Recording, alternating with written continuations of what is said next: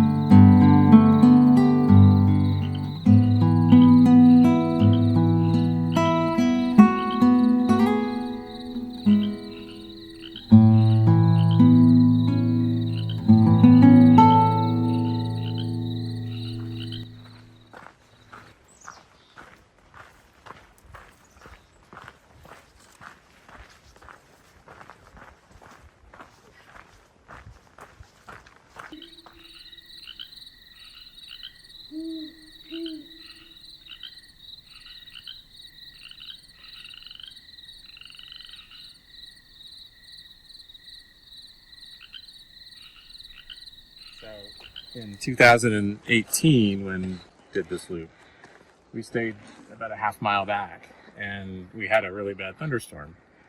And then we heard rocks tumbling down, and then when we woke up in the morning and came over this was a new mudslide. And that was the same trip. That was the same night.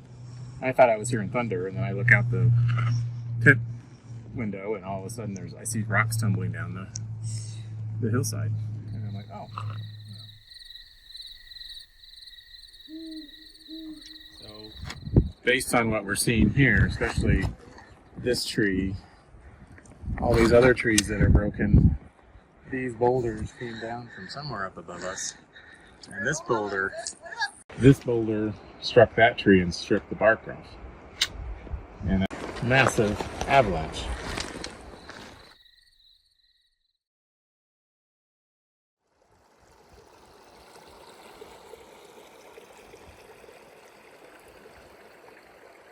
Okay.